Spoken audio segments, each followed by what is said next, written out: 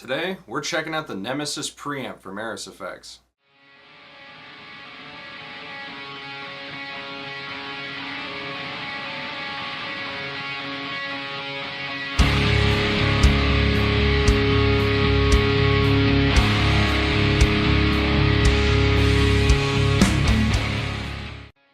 For those of you that may not know, the preamp of an amplifier is where you get most of the tone.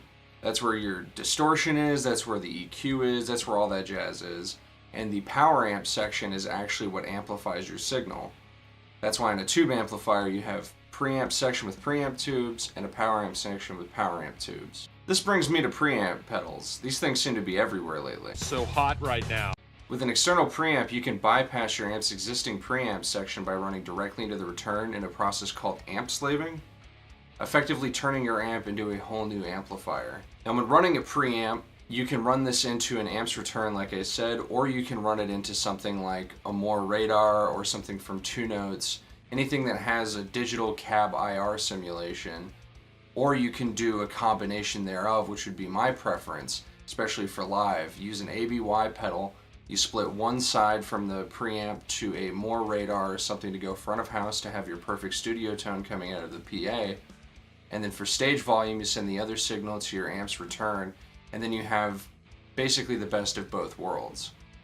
And it's a pretty compact rig if you wanted to just run it to front of house using something like a More or 2 Notes. You can also run directly into an interface into a computer to get your tones using a IR plugin, something like Wall of Sound from 2 Notes Audio, which is what I'm going to be using for all the tones in this video. Now to start off, no, this video isn't sponsored, and I know how that looks with me wearing an Airis Effects t-shirt, but it's not a sponsored video. I would never put a sponsorship or anything like that in here without telling you guys.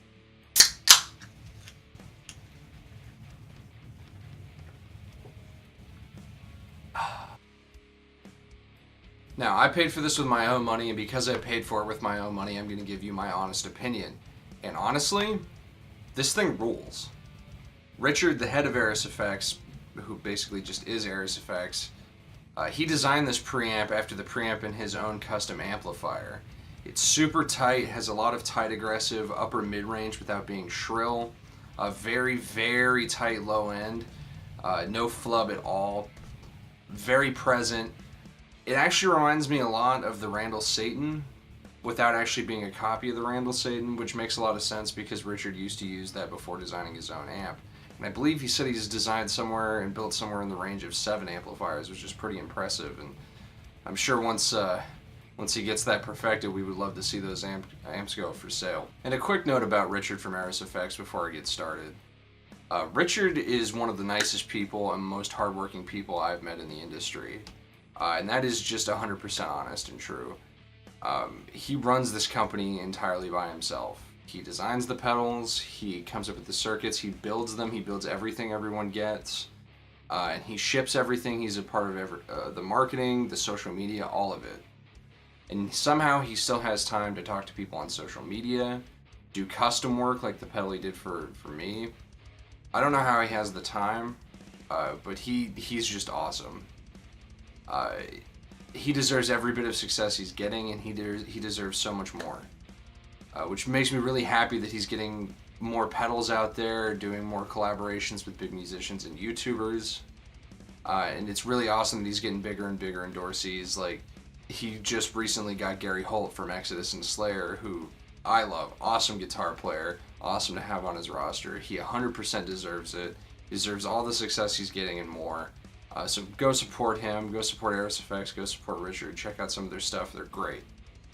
Anyways, on to the tones. This is going to be running directly into my Scarlett 18920, into my 2 Notes Wall of Sound setup where I have a couple of cabinets set up, and that's it. There's no post EQ, there's nothing I do to these guitars, and that's exactly what you're going to hear. I'm going to play some tunes by some other bands, some good modern bands, a good kind of modern tight metal tone, so you can hear how this pedal sounds at different settings in a mix.